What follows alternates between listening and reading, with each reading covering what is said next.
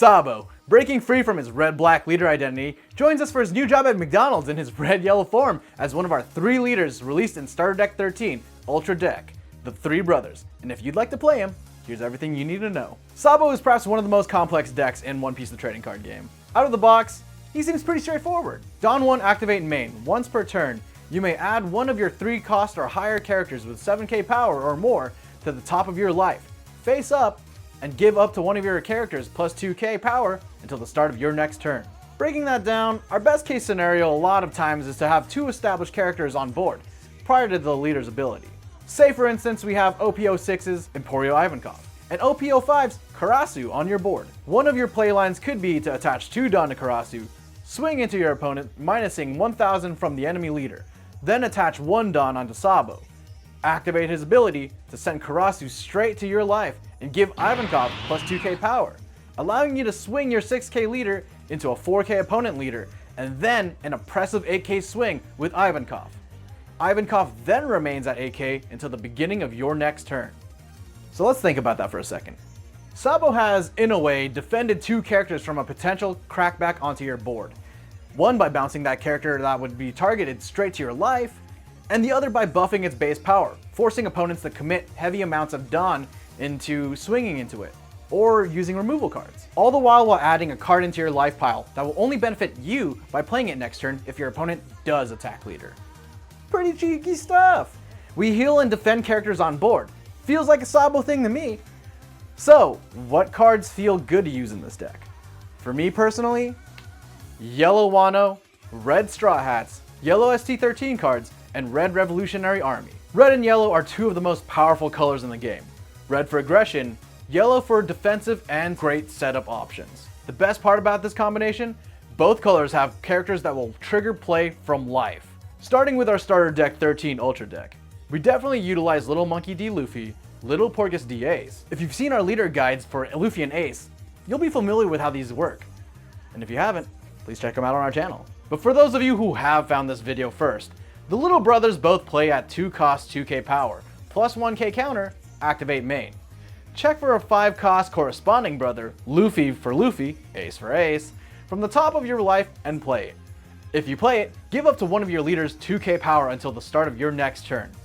Like 5 cost Yellow Ace, who's a 7k power character with an on play gain rush if you are at 2 life or less. And the new Monkey D. Garp, a yellow 1 cost with 2k power plus 1k counter, who looks at the top 5 for any Sabo, Luffy, or Ace, cost 5 or less. Some great yellow cards to consider are OPO6's Kikunojo, who can be set up in life and trigger on opponent's backswing.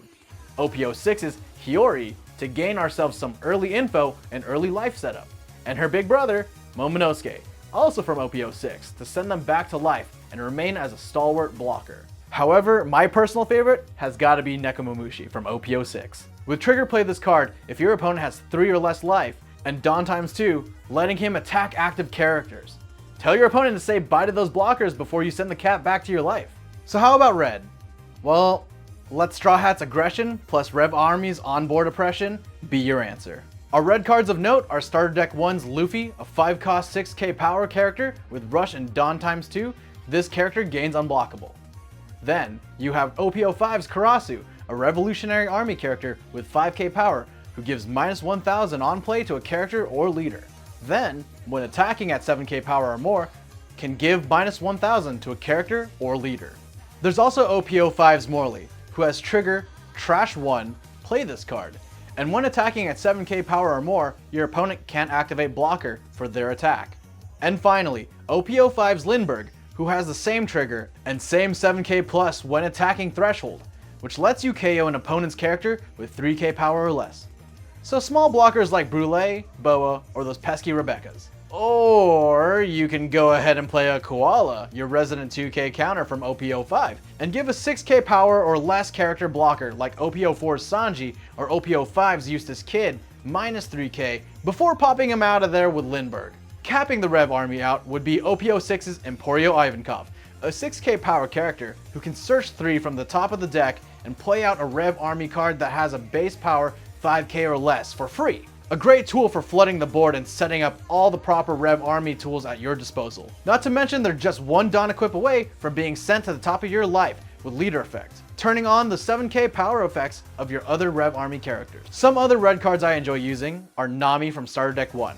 With Activate main, give 1 Rested Dawn to any character or leader, giving Sabo easy access to his leader ability without sacrificing your play curve. OPO1's Rush Zoro for early pressure or game-ending pressure, and Shariah, who is just a very good blocker and flex attacker. So what exactly is our game plan with all these cards? So a play line could be that we play the new Rush Ace character, swing, then use Sabo's ability to set it back to life to give something else on board plus 2k, like Karasu. Whack opponent with that buffed character, play out Little Ace, and use the ability to cheat out the ace you've set up in life while also giving Sabo a plus 2k buff until the end of your opponent's turn. Swinging in with your fresh Rush Ace and then an 8k Sabo swing. We have effectively swung 7k into the enemy leader 3 times and 8k once for 8 Dawn, while setting up 2 characters at 7k until the end of opponent's turn.